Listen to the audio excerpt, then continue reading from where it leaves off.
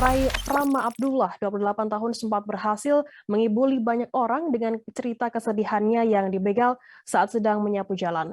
Tak terkecuali Kapolsek Sawah Besar, Kompol Maulana Mukarrom yang juga kena prank dari mulut buaya petugas penanganan prasarana dan sarana umum atau PPSU Mangga 2 Selatan tersebut.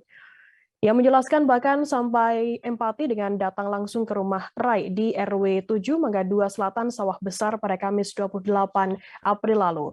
Informasi lebih lengkapnya akan disampaikan oleh rekan jurnalis kami dari Tribun Jakarta, ada Satrio Sarwatengginas yang akan melaporkannya. Silakan rekan Satrio. Ya, baik rekan Firda, ya selamat siang rekan dari Tribuners. Jadi memang betul petugas penanganan prasarana ini membuat laporan palsu dan sudah digelar konferensi pers juga di Polsek Sawah Besar. Dan namun Kapolsek Sawah Besar Kompol Maulana Mukarrom menyatakan bahwa Rai Prama Abdullah atau petugas penanganan prasarana Mangga 2 Selatan ini tidak ditetapkan sebagai tersangka, meski sebenarnya dia bisa dijerat dengan pasal penipuan laporan palsu. Adapun alasan dari Kompol Maulana Mukarrom untuk tidak menetapkan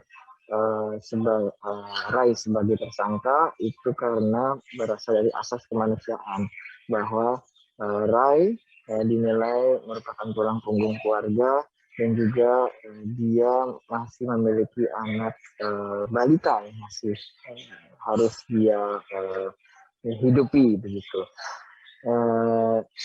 Itu alasan dari pihak kepolisian atau dari Kapolsek sendiri untuk tidak melanjutkan perkara ini menempuh jalur hukum begitu.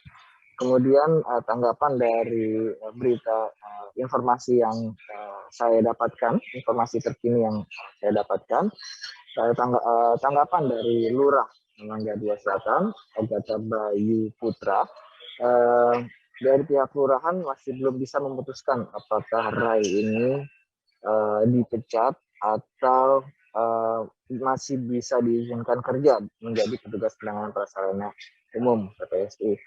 Rai masih pihak kelurahan nanti akan memanggil Rai untuk diperiksa BAP.